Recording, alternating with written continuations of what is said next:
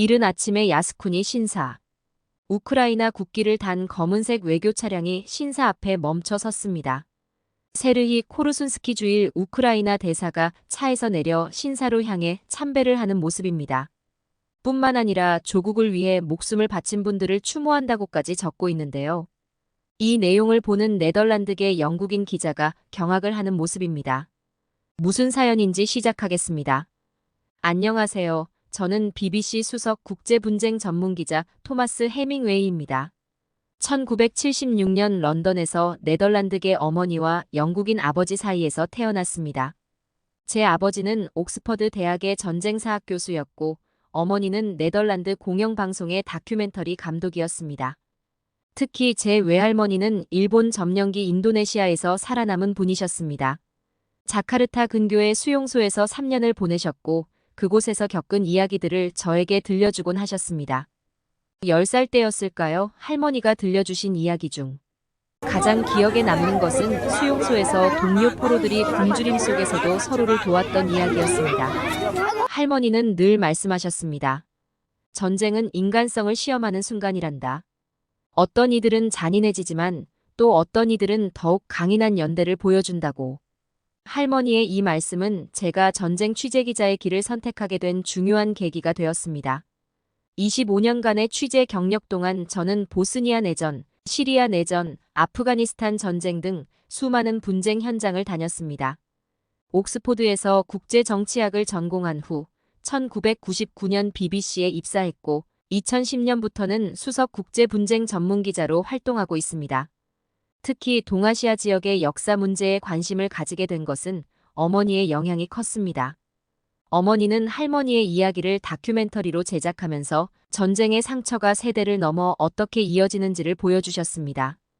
그리고 그 상처를 치유하는 것이 얼마나 중요한지도 가르쳐 주셨습니다. 지금 우크라이나에서 벌어지고 있는 전쟁을 취재하면서 저는 다시 한번 할머니의 말씀을 떠올리게 됩니다. 전쟁은 단순히 승패의 문제가 아닙니다. 그것은 인류의 양심이 시험대에 오르는 순간이며 역사의 진실이 왜곡되지 않도록 지켜야 하는 시간이기도 합니다. 지난 1년 2개월, 저는 한 사건의 진실을 추적해왔습니다. 2023년 9월 3일, 제2차 세계대전 종전 기념일에 일본 주재 우크라이나 대사 세르히 코르순스키가 야스쿠니 신사를 참배했습니다. 제가 입수한 영상에는 코르순스키 대사가 관계자들의 안내를 받으며 정화수에 손을 씻고 방명록에 서명하는 모습이 담겨 있었습니다. 대사관은 조국을 위해 목숨을 잃은 분들을 추모했다는 게시물을 올렸다가 국제적 비판에 직면해 하루 만에 삭제했습니다. 야스쿠니 신사는 단순한 종교시설이 아닙니다. 이곳에는 도조 히데키를 포함한 14명의 어급 전범이 합사되어 있습니다. 더구나 한반도 출신 2만여 명이 유족들의 의사와 무관하게 강제로 합사되어 있는 곳이기도 합니다. 제 외할머니가 생전에 그토록 경계하라 말씀하시던 일본 군국주의의 상징적인 장소입니다. 이 사건을 계기로 시작된 제 취재는 점점 더 깊은 곳으로 이어졌습니다. 처음에는 단순한 외교적 실수로 보였던 이 사건이 사실은 우크라이나의 치밀한 전략적 선택이었다는 사실을 발견하게 된 것입니다. 키이우에서 만난 한 외교 소식통은 이 참배가 우연이 아닌 계획된 행동이었음을 암시했습니다. 1년간의 취재 과정에서 우크라이나 국방부 고위 관계자들을 만났습니다. 그들은 한국의 첨단 무기 체계, 특히 155mm 포탄과 K9 자주포, 천국 미사일 시스템의 도입이 절실하다고 했습니다. 돈바스 전선에서 러시아군이 하루 3만 발의 포탄을 발사하는 상황에서 우크라이나군은 그 수준의 화력에 제대로 대응하지 못하고 있었습니다. 더 깊이 파고들수록 충격적인 사실들이 드러났습니다. 우크라이나는 일본으로부터 70억 달러 이상의 지원을 받았다는 소식이 암암리에 들려왔죠. 그 과정에서 일본의 역사 수정주의를 묵인하는 것은 암묵적인 거래의 일부였던 것입니다. 특히 주목할 만한 것은 2022년 4월의 사건이었습니다. 우크라이나 정부는 공식 SNS에 히로히토 일왕을 히틀러, 무솔리니와 나란히 두며 파시즘의 상징으로 규정했다가 일본의 항해 후 이를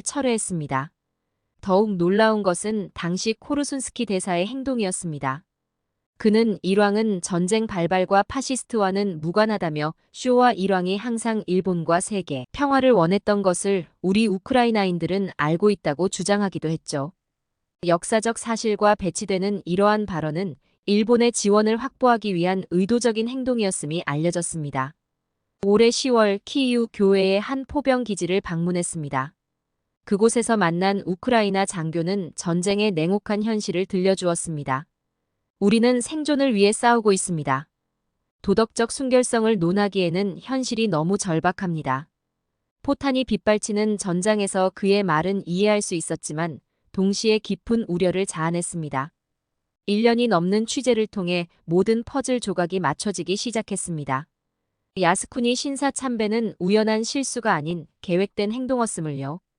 전쟁의 포화 속에서 우크라이나는 생존을 위해 모든 수단을 동원하고 있었고 그 과정에서 역사적 진실은 의도적으로 왜곡되고 있었습니다.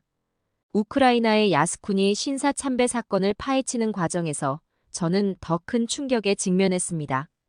그것은 과거 우크라이나와 중국 간에 숨겨진 군사 협력 역사였습니다. 흑해의 관문인 오데사 항구. 이곳은 현재 러시아의 봉쇄로 곡물 수출이 제한된 항구로 알려져 있지만 실은 더 중요한 역사적 현장이었습니다. 현재 중국 해군의 주력 전력인 야오닝 항공모함의 탄생지가 바로 이곳이었기 때문입니다. 1998년 우크라이나는 구소련의 미완성 항공모함 발야그를 중국에 매각했습니다. 표면적으로는 단순한 중고 군함 거래였지만 실상은 항공모함 건조와 운용에 관한 핵심 기술의 이전이 포함된 거래였습니다. 지난달 니콜라예프 조선소 근처의 한 카페에서 만난 퇴역 우크라이나 해군 기술자는 더 구체적인 이야기를 들려주었습니다. 당시 중국은 항공모함 건조 기술이 전무했습니다.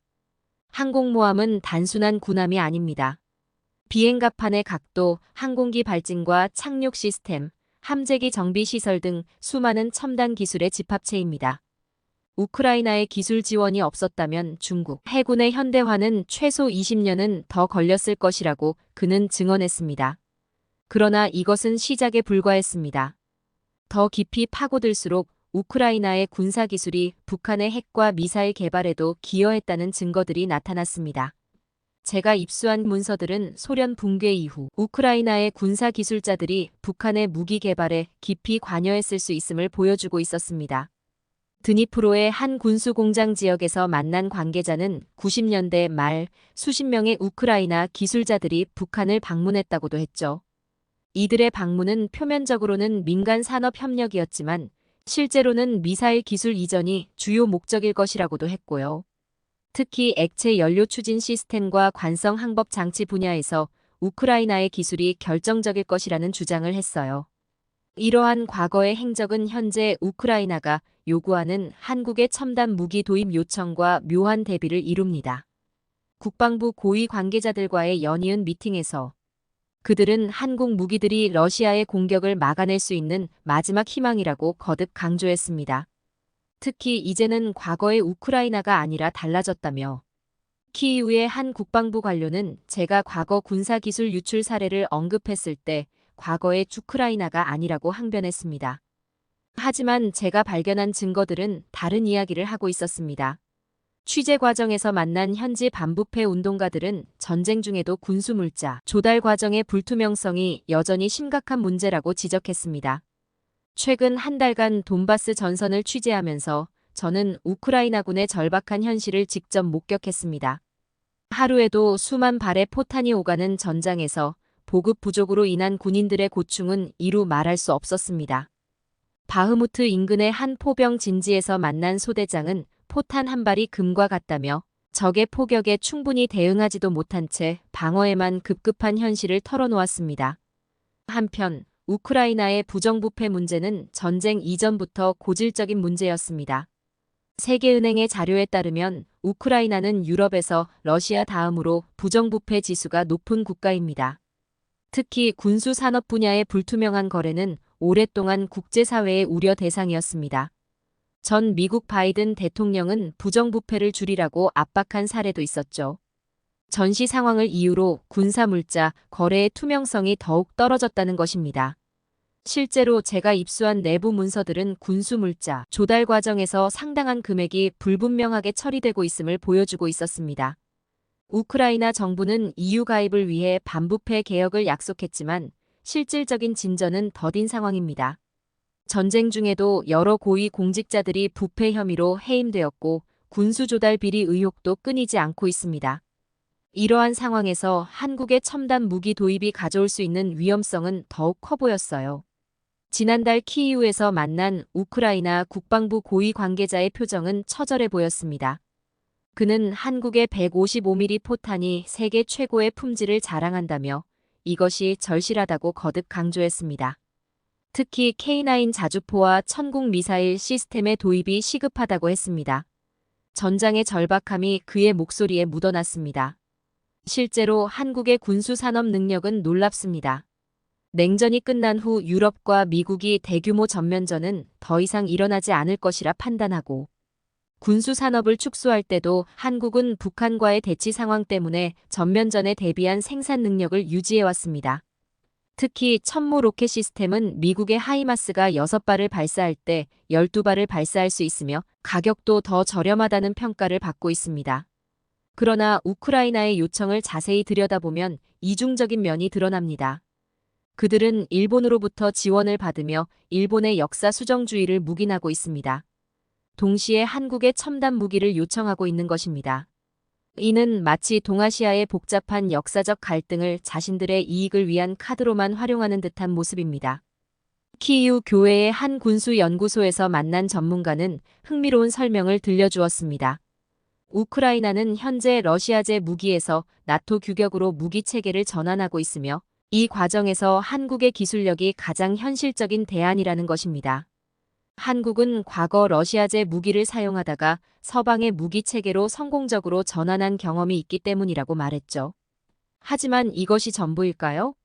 우크라이나의 한국 무기 도입 시도는 단순한 전술적 필요성을 넘어서는 것처럼 보입니다. 한국의 첨단 군사 기술을 확보하려는 더 큰 전략적 목표가 있는 것은 아닌지 의심하지 않을 수 없었습니다. 현지 조사를 통해 확인한 바로는 우크라이나는 이미 자체 군수산업 재건 계획을 수립하고 있었습니다. 전쟁이 끝난 후를 대비한 군수산업 현대화 계획인데 여기에는 한국의 기술력이 핵심적인 역할을 기대하는 것처럼 보였어요.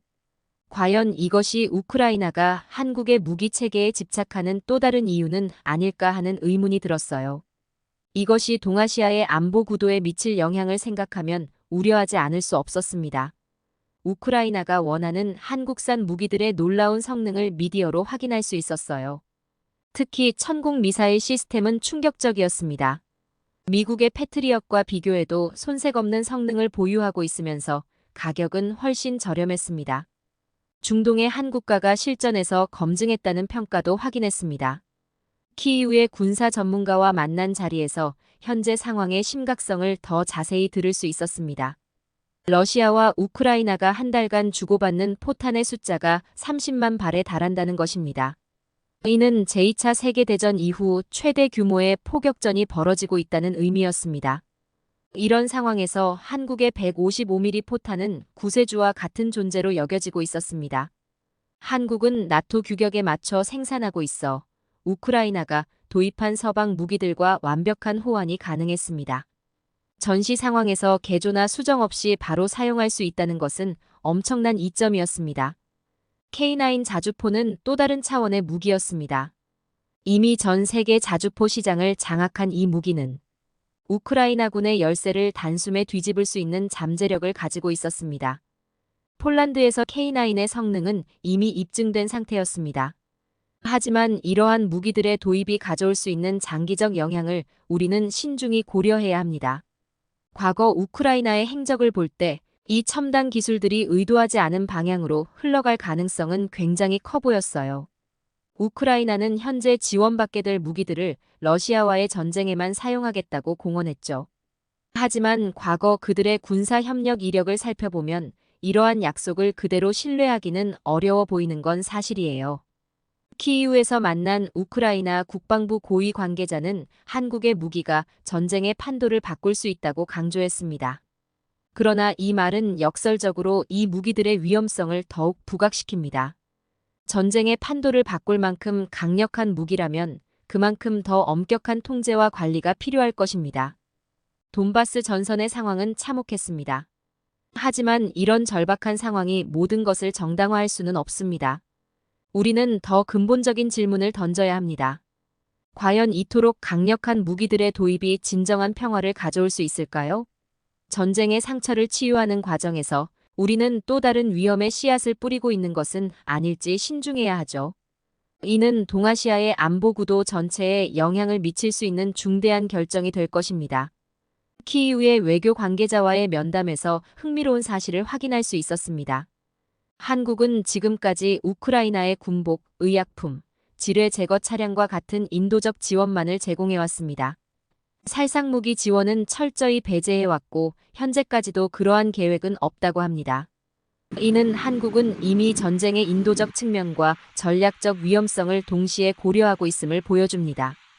우크라이나의 요청이 절박하다는 것은 이해합니다. 하지만 우리는 역사에서 배워야 합니다.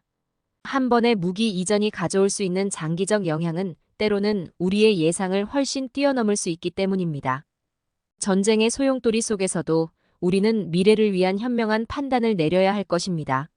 우크라이나의 한국 무기 지원 요청은 점점 더 절박해지고 있습니다.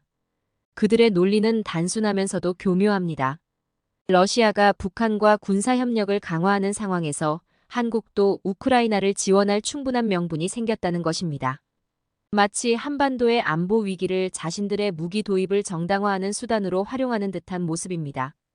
지난주 우크라이나 국방연구소에서 만난 군사 전문가는 러시아와 북한의 군사협력이 한반도에 미칠 영향을 강조했습니다.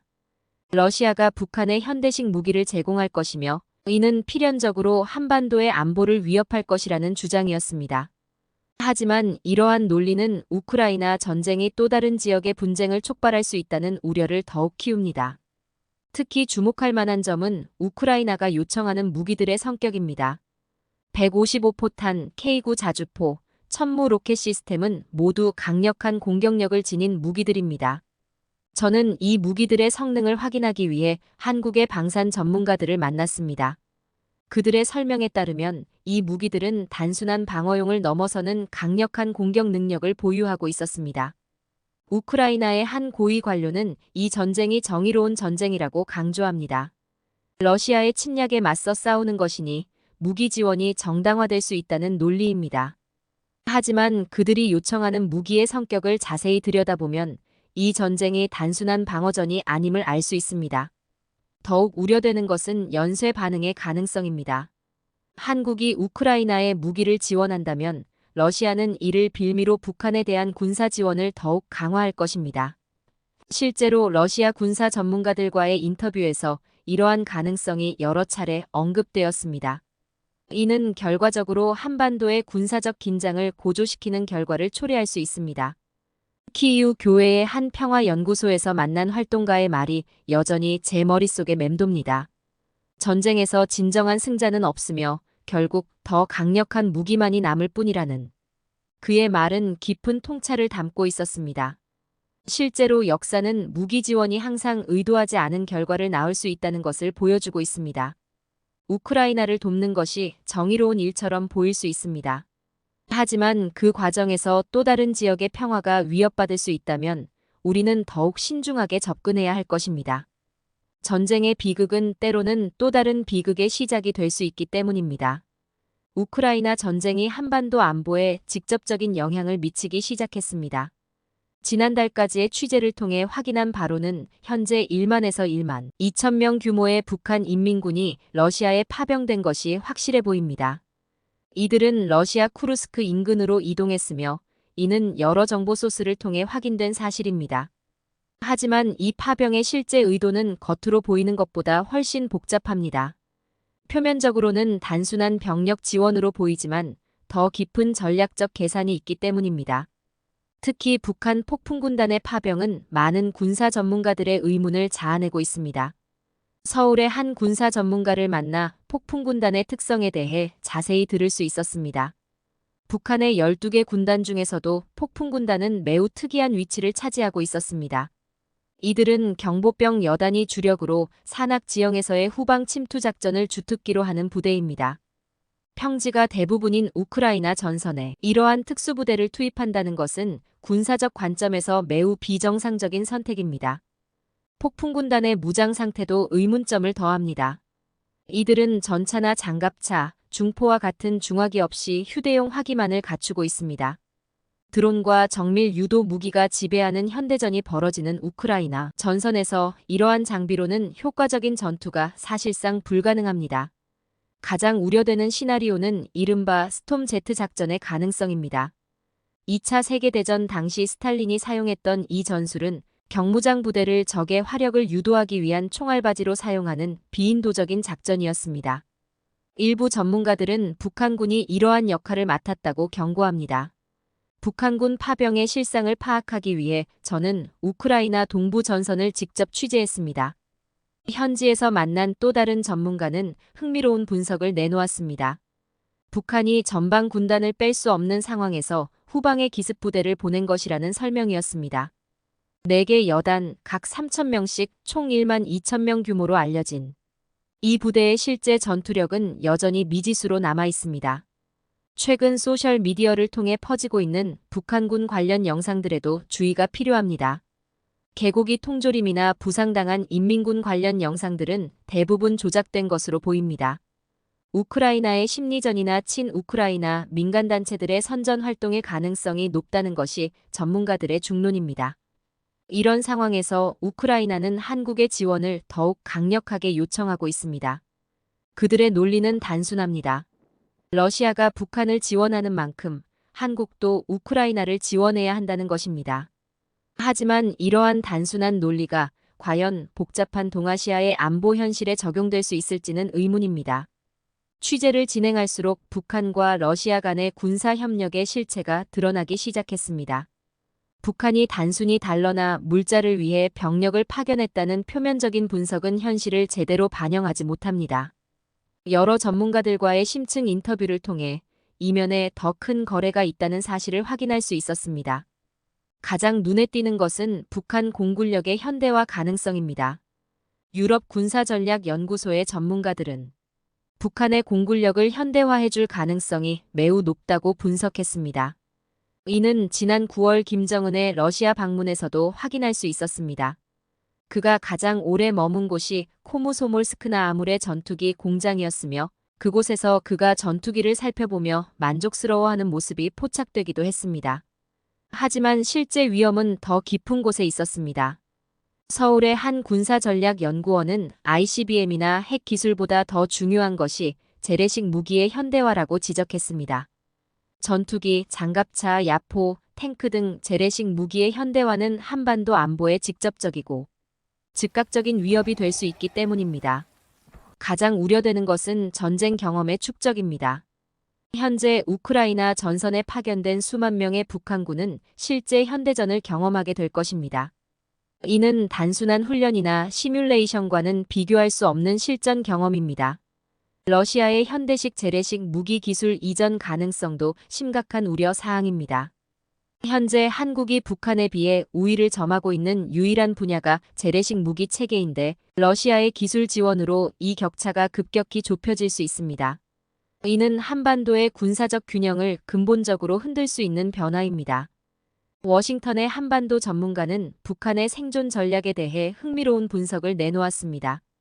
6.25 전쟁 이후부터 지금까지 북한은 위기 상황마다 외부 세력의 도움으로 숨통을 틔워왔다는 것입니다. 중국과 소련의 도움을 번갈아 받아왔던 것처럼 이번에는 러시아가 그 역할을 맡게 된 것으로 보입니다. 현재 러시아의 군수 공장들은 전쟁 특수로 풀가동되고 있습니다. 비록 전쟁이 끝나면 러시아는 심각한 경제적 어려움을 겪게 될 것이지만 그때까지 북한은 이미 상당한 군사적 이득을 확보했을 것입니다. 이는 단순한 우크라이나 전쟁의 여파를 넘어 동아시아 전체의 안보 구도를 뒤흔들 수 있는 중대한 변화가 될 것입니다. 1년이 넘는 취재 기간 동안 저는 우크라이나 전쟁의 실체와 마주했습니다.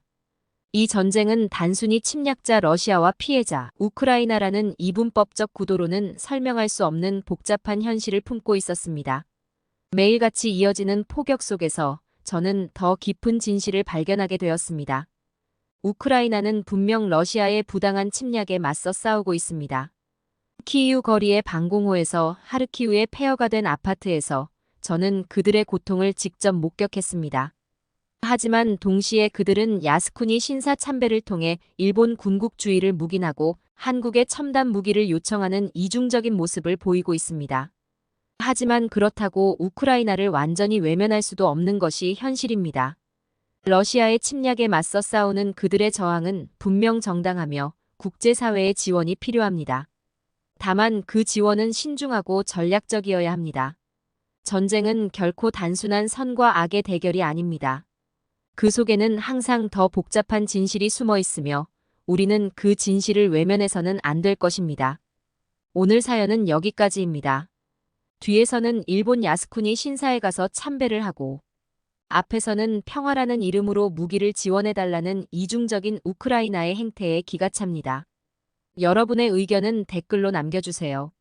사연이 마음에 드셨다면 좋아요와 구독, 알림 설정 부탁드립니다.